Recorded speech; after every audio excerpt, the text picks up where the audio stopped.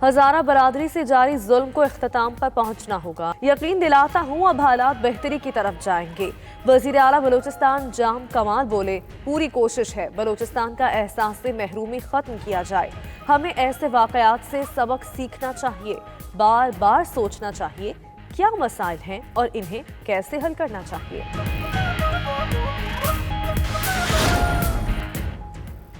मश वाक़े में नाहली बरतने वाले अफसरान के खिलाफ सख्त कार्रवाई होगी। हुकूमत और धरना मुंतजमीन के दरमियान मुआहदे की तफसीलात 92 न्यूज़ ने हासिल कर ली।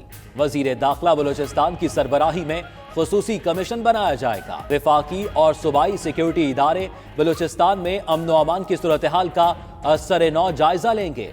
नादरा, पासपोर्ट, इमिग्रेशन, दफातर में हजारा बरादरी को दरपेश मुश्किलात दूर की जाएंगी।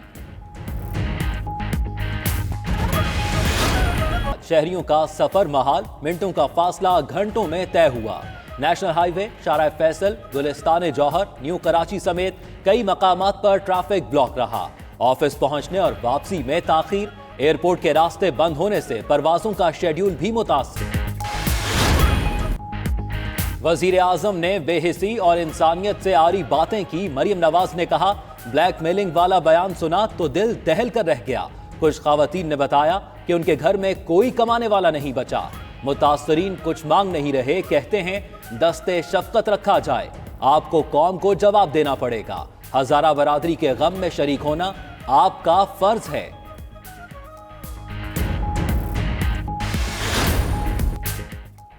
इंसानियत से आरी तो सियासत चमकाने वाले हैं। वजीर इत्तलात शिबली फराज ने ट्विटर पैगाम और 92 न्यूज से गुफ्तगू में कहा, ब्लैकमेलिंग का लफ्ज हर मामले पर सियासत करने वालों के लिए इस्तेमाल किया गया। बदकिस्मती से मरियम नवाज सियासत कर रही हैं। ये कौन होती हैं? वजीर आजम को बताएं कि उनको क्या करना है। सियासी मुनाफिक अपने झूठ में ही पकड़े जाते हैं।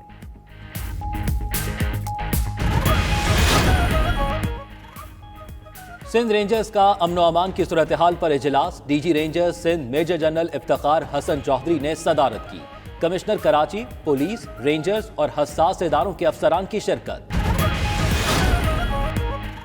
पंजाब के मैदानी इलाकों और बालाई सिंध में धुंध। लाहौर से पिंडी भटियां, खानेवाल से मुल्तान और मुल्तान से जहीमिया खान तक मोटरवे धुंध की वजह से बंद। मोटरवे पुलिस की शहरियों को गैर जरूरी सफर से गुरेज, फोग लाइट्स इस्तेमाल करने की हिदायत।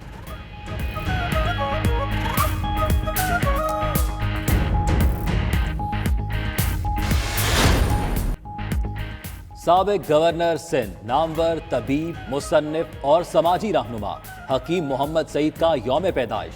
हकीम सईद 9 जनवरी 1920 को दिल्ली में पैदा हुए। तिब्बो हिकमत, आलमी अदब और दीगर मौज़ूआत पर 200 से ज़ायद किताबें लिखी। सितारा इम्तियाज और निशान इम्तियाज से भी नवाजा गया। अमरीकी सदर डोनाल्ड ट्रंप का एक और अनोखा ऐलान। ट्रंप ने कहा, वो मुझसे पूछ रहे हैं और मैं इन्हें बताना चाहता हूं कि नौमुंतखब सदर जो बाइडन की तकरीब हल्फ बर्दारी में शिरकत नहीं करूंगा।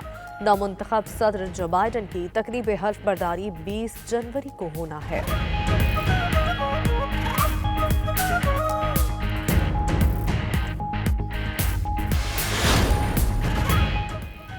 ईरान को जौहरी मुआहदे में अमेरिका की वापसी के लिए जल्दी नहीं। ईरान के सुप्रीम लीडर आयतुल्लाह खमेनी कहते हैं, इस्लामिक रिपब्लिक पर लगाई गई पाबंदियां फौरी तौर पर खत्म की जाए।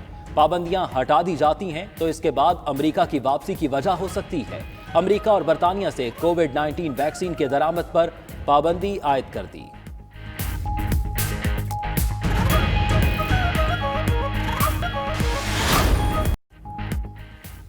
पीएसएल के छठे सीजन के शेड्यूल का ऐलान। कराची और लाहौर 20 फरवरी से इवेंट के 34 मैचेस की मेजबानी करेंगे। इफ्तिताही मैच में डिफाइड चैंपियन कराची किंग्स और कोयटा ग्लैडिएटर्स मद्दे मुकाबिल। फाइनल 22 मार्च को लाहौर में खेला जाएगा।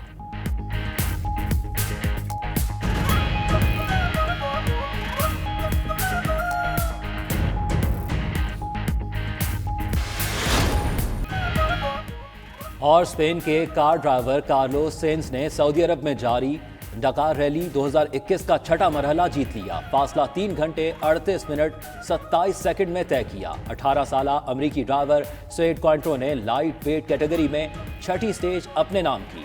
वो ये एजाज हासिल करने वाले कम उम्र तरीन ड्राइवर बन गए।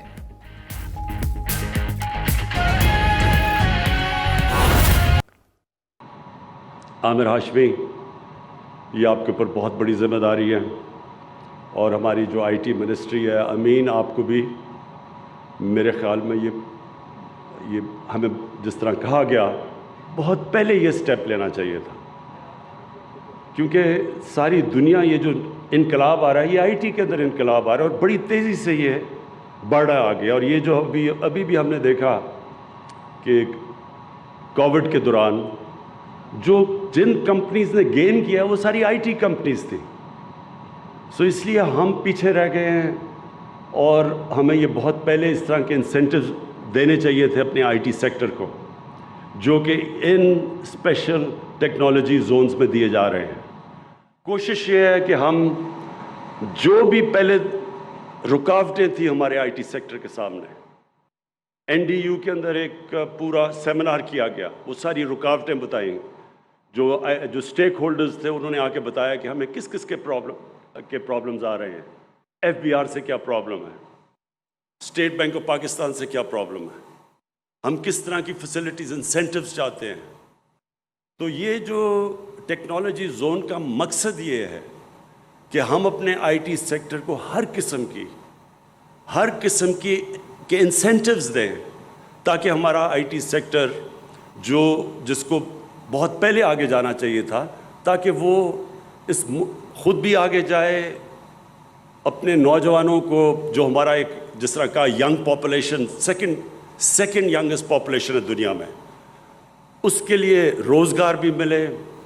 और फिर मुल्क के लिए जो सबसे इम्पोर्टेंट चीज़ हमारे लिए कि हम एक्सपोर्ट करें, हमारी आईटी की एक्सपोर्ट्स इतनी हों कि हमारे मुल्क का फॉरेन एक्सचेंज रिजर्व्स बढ़े, जो कि इस वक्त जब भी पाकिस्तान के प्रॉब्लम्स पिछले 30 साल से आते हैं कि हमारे पास करंट अकाउंट हमारा डेफिसिट हो जाता है, रिजर्व्स कम हो जाते हैं, रुपए पे प्रेशर पड़ जाता है, आईएमएफ के पास जाना पड़ता है।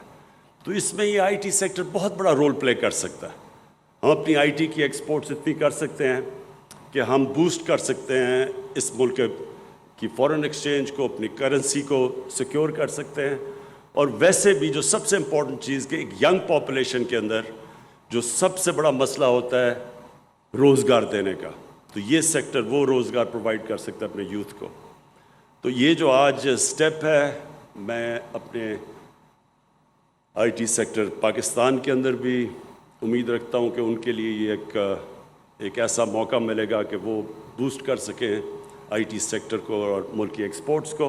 और दूसरे बाहर से भी हमारे अमेरिका के अंदर और बाहर भी आईटी के अंदर पाकिस्तानी बैठे हुए हैं जो इसका फ़ायदा उठा सकते हैं इन इंसेंटिव्स का। और प्लस हम उम्मीद रख रहे हैं कि बाहर से इन्वेस्टमेंट भी हमारे आईटी सेक्टर के अंदर आएगी। तो मैं फिर से आमिर हाशमी आपको ये रियलाइज़ करवाता हूँ कि बहुत बड़ी जिम्मेदारी है आपके ऊपर, लेकिन मैं आपको अश्योर करता हूँ कि हमारी गवर्नमेंट पूरी तरह आपके पीछे खड़ी होगी। इन स्पेशल टेक्नोलॉजी जोन्स को कोई भी मसले मसाइल आए तो हमारी गवर्नमेंट इन मसले मसाइल को दूर करेगी। शुक्रिया।